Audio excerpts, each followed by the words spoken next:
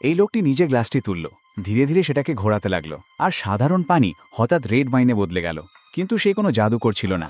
আসলে সে সেই ব্যক্তি যাকে সারা বিশ্বের সব জাদুকর ঘৃণা করে। সে নিজের হাতের তালু খুলল, জানা গেল তালু নিচে আগে থেকে লাল রং ছিল। সে আগে জাদুকর ছিল।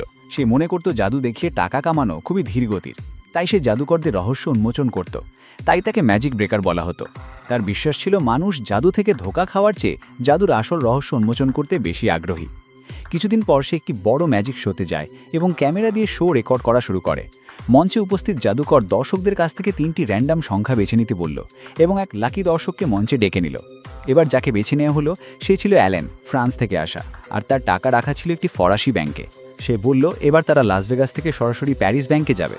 প্রথমে অ্যালেনকে প্রপস পড়ানো হয়, তারপর তাকে একটি কার্ড বেছে নিতে বলা হয় এবং সাইন করতে বলা হয়। এরপর লিসা একটি লম্বা কালো কাপড় নিয়ে আসে এবং স্টেজের মাঝখানে একটি অদ্ভুত মেশিন আসে। অ্যালেন মেশিনের ভিতরে গেল এবং সবার সামনে অদৃশ্য হয়ে গেল। দর্শকরা অবাক হয়ে গেল। অ্যালেনের ছবি স্ক্রিনে দেখা যাচ্ছিল। সে কোনোভাবে ব্যাংকের ভোল্টে পৌঁছে গিয়েছিল।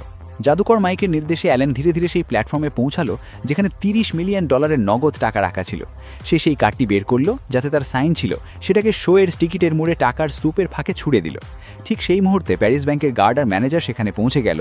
তখনই ব্যাংক ভোল্ট অদ্ভুত কিছু হলো। টাকার নোটগুলো উড়ে ভোল্টের ভেন্টিলেশন পাইপের মাধ্যমে দ্রুত লাস ভেগাস শোতে পৌঁছে যায়। যখন সিকিউরিটি তখন ভোল্টে পৌঁছালো, তারা টাকা আর এলেনকে দেখল না, শুধু দেখলো শোয়ের টিকিট আর সাইন করা কার্ডটি পড়ে আছে। অন্যদিকে লাস ভেগাস শোতে নোট চারিদিকে উঠছিল এবং দর্শকরা পাগলের মতো তালি দিচ্ছিল।